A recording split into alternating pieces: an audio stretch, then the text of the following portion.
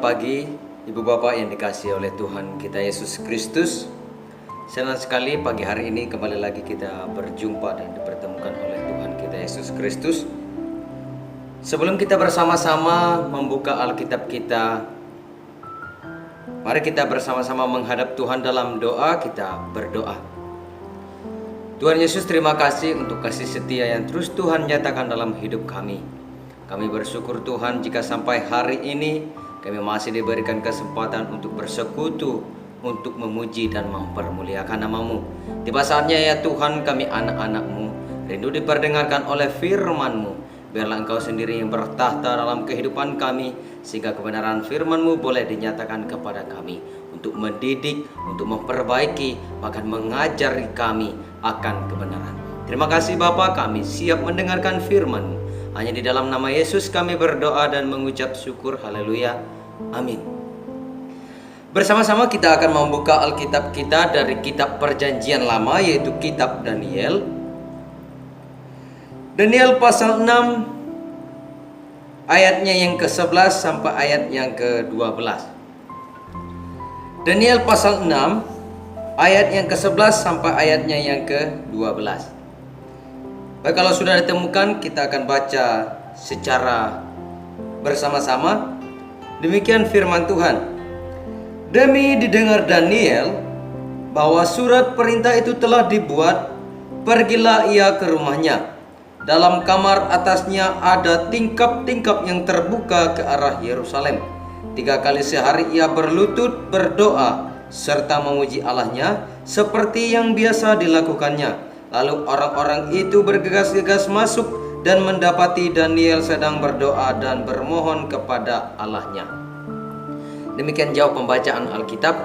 Yang dikatakan berbahagia ialah setiap kita yang mau mendengarkan firman-Nya serta melakukan dalam kehidupan kita hari lepas hari. Bapak Ibu sidang jemaat yang dikasihi oleh Tuhan kita Yesus Kristus, tema renungan kita pada minggu pagi hari ini adalah bertekun dalam doa. Nas yang baru saja kita baca adalah konteks di mana seorang yang bernama Daniel diperhadapkan dengan pilihan. Apakah ia harus tetap berdoa atau ia meninggalkan doa-doanya.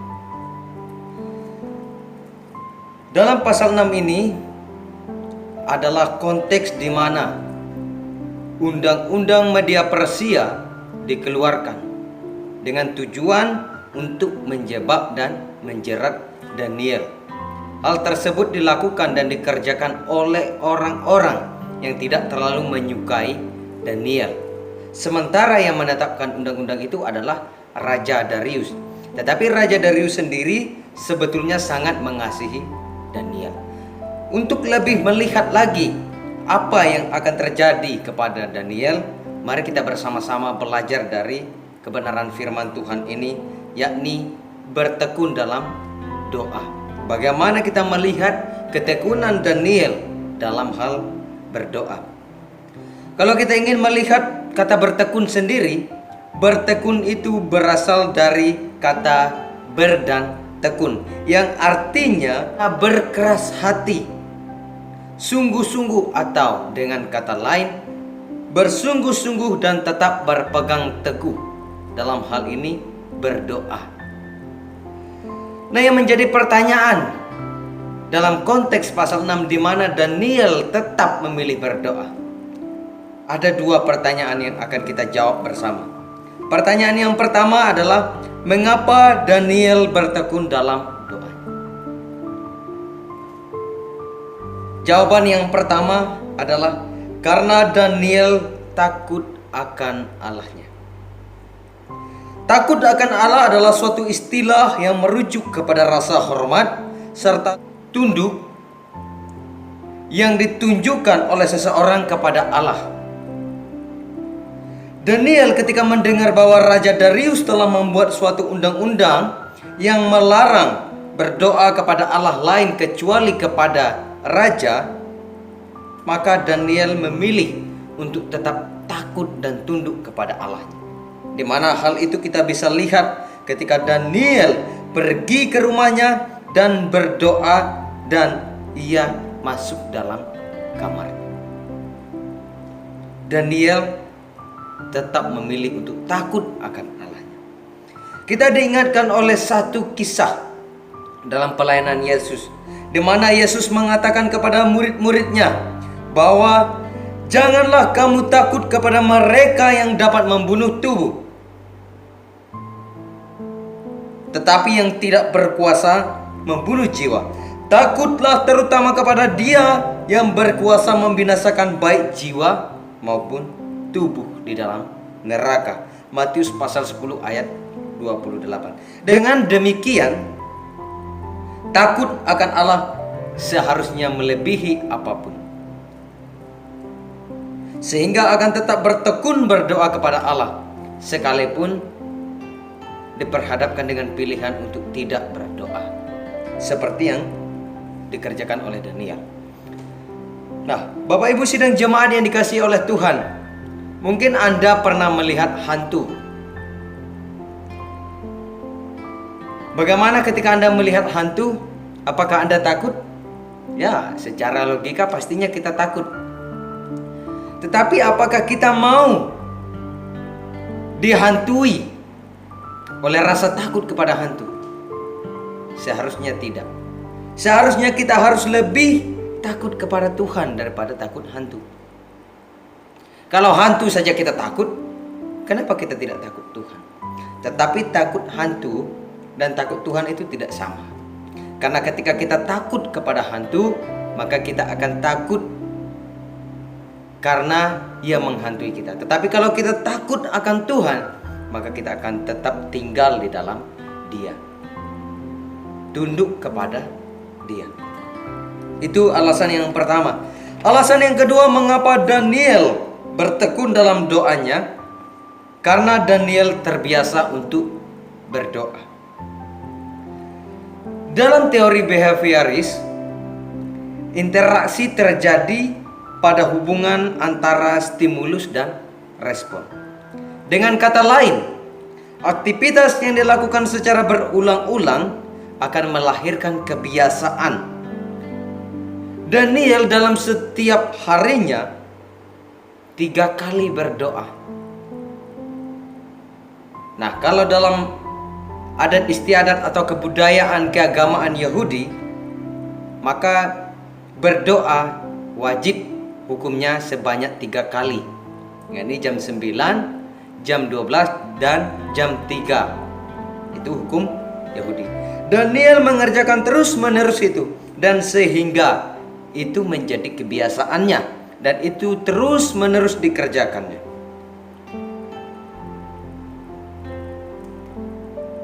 Kalau kita melihat dalam Perjanjian Baru, Rasul Paulus selalu mengawali suratnya dengan berdoa kepada jemaat, mendoakan jemaat.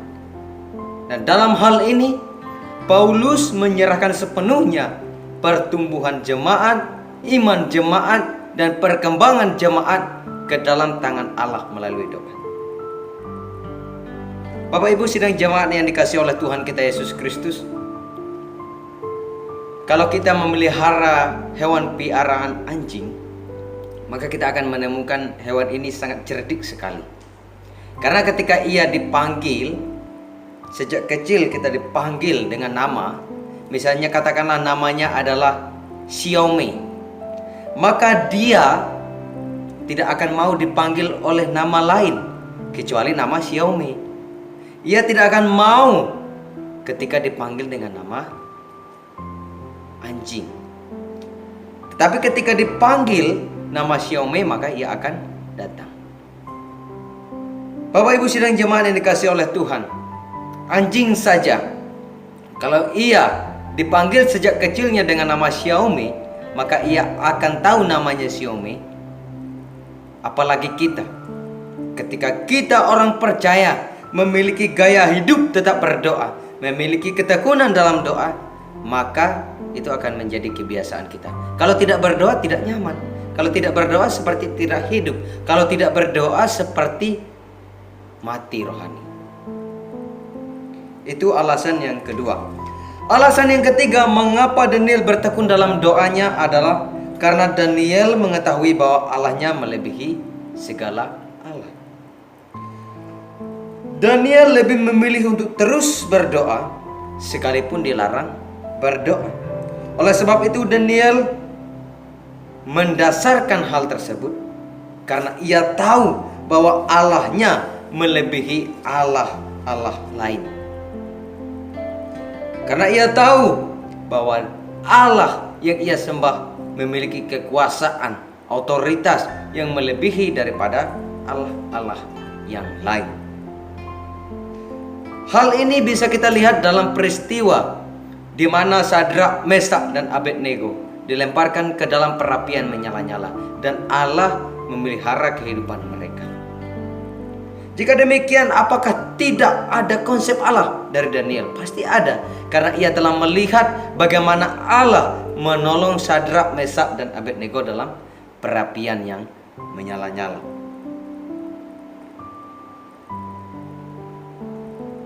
Dengan demikian, kita boleh mengatakan bahwa Daniel tidak meragukan Allahnya, sehingga Daniel tetap memilih untuk bertekun dalam doa. Karena Daniel tahu bahwa sekalipun ia harus mati karena memilih tunduk kepada Allahnya, karena memilih tetap berdoa kepada Allahnya, ia akan tetap tinggal bersama-sama dengan Allahnya. Dan kalau kita melihat dalam peristiwa akhir daripada kisah di Gua Singa ini, maka kita akan melihat bahwa Daniel sebetulnya beroleh kemenangan. Dan Raja Media Persia mengirimkan surat kepada seluruh wilayah yang ia kuasai supaya tunduk kepada Allahnya Daniel.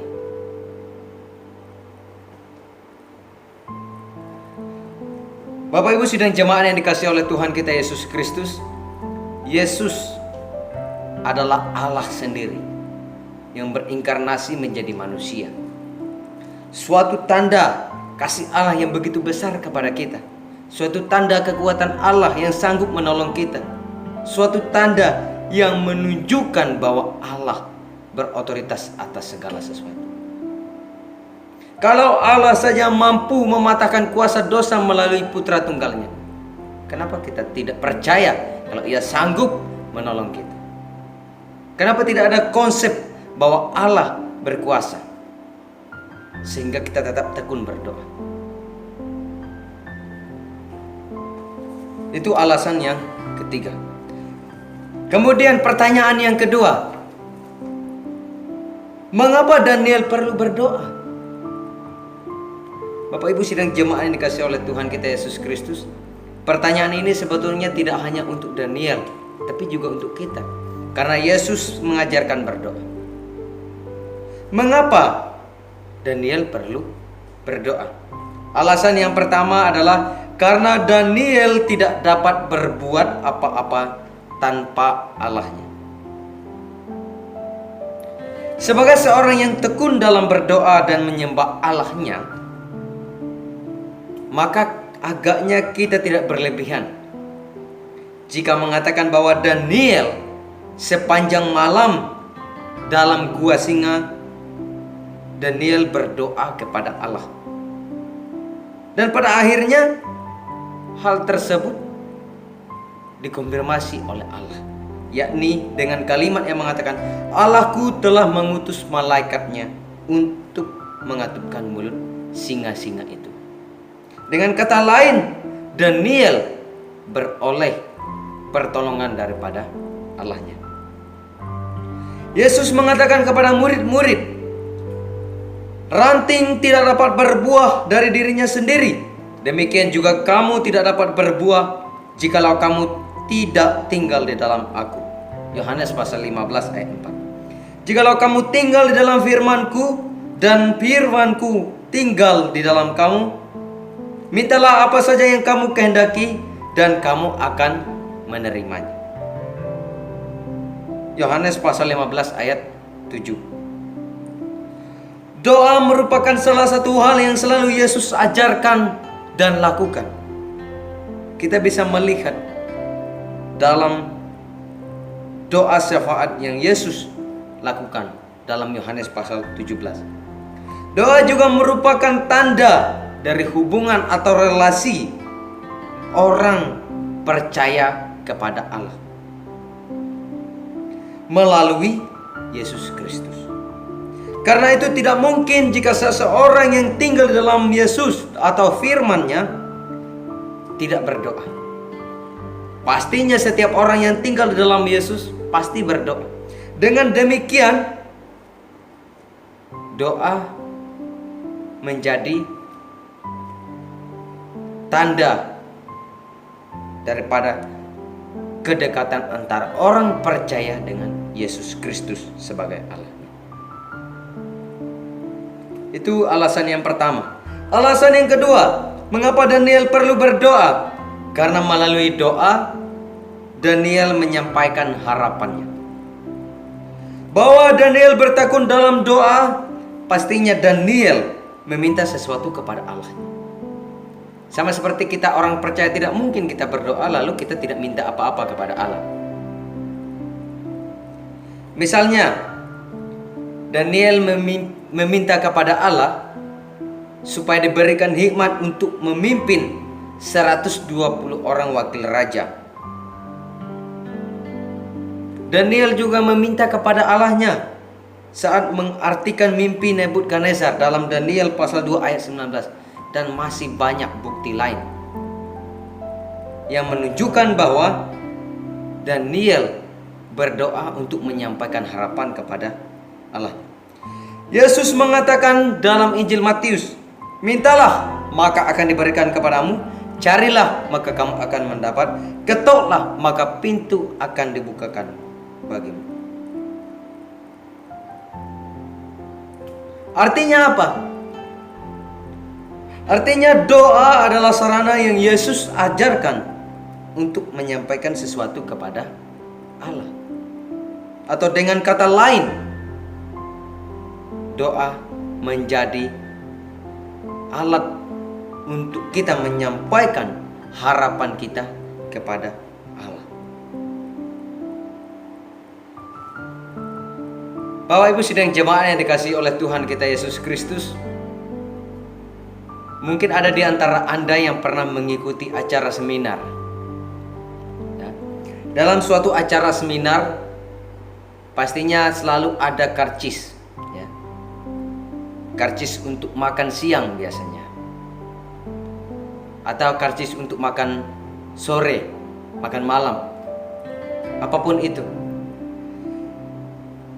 Kalau panitia sudah memberikan karcis itu, lalu kita pegang dan kita hilangkan dan kita tidak ambil makanan, kira-kira apakah kita akan dapat makanan yang disediakan oleh panitia? Pastinya tidak.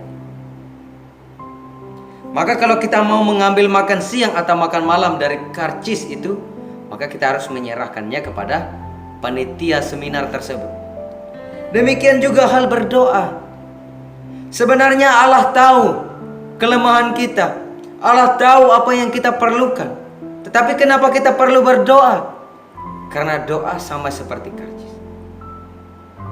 Kalau Allah tahu apa yang kita butuhkan, tetapi kita tidak mau meminta kepada Allah, kita tidak mau mengambil kebutuhan kita kepada Allah, bagaimana mungkin Allah akan memberikan? Bagaimana mungkin kebutuhan kita akan diberikan kalau kita tidak mau meminta? Karena itu dalam Matius pasal 7 ayat 7 sampai 8 katakan, mintalah, maka akan diberikan kepadamu. Carilah, maka kamu akan mendapat. Ketoklah, maka pintu akan dibukakan bagimu. Karena setiap orang yang meminta, kepadanya akan diberikan. Kepada setiap orang yang mencari, akan mendapat. Kepada setiap orang yang mengetok, pintu akan dibukakan bagimu.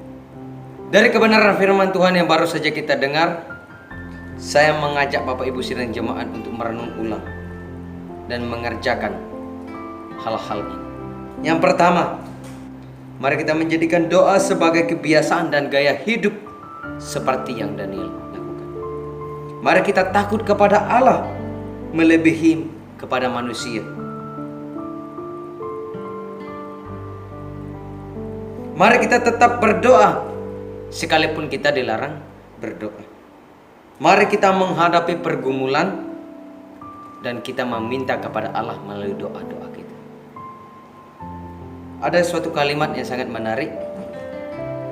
Bagaimana mungkin Anda mengatakan bahwa Anda berdoa jika Anda berdoa hanya ketika Anda disuruh berdoa, dan tidak berdoa kalau tidak disuruh berdoa? Berdoa yang benar-benar berdoa adalah tetap berdoa sekalipun dilarang berdoa, dan terus-menerus berdoa sekalipun tidak disuruh berdoa. Itulah berdoa yang benar-benar berdoa. Karena itu mari kita mengerjakan dalam kehidupan kita doa, doa, dan doa. Amin untuk kebenaran firman Tuhan. Mari kita berdoa. Tuhan Yesus, terima kasih hari ini untuk kebenaran firman Tuhan yang telah kami dengarkan bersama. Kiranya firman-Mu boleh menguatkan kami sehingga kami memiliki gaya hidup untuk tetap berdoa, tetap tekun dalam berdoa, dan kiranya ya Tuhan Engkau yang mengurapi kami. Terima kasih Bapa, dalam nama Yesus kami berdoa. Haleluya. Amin.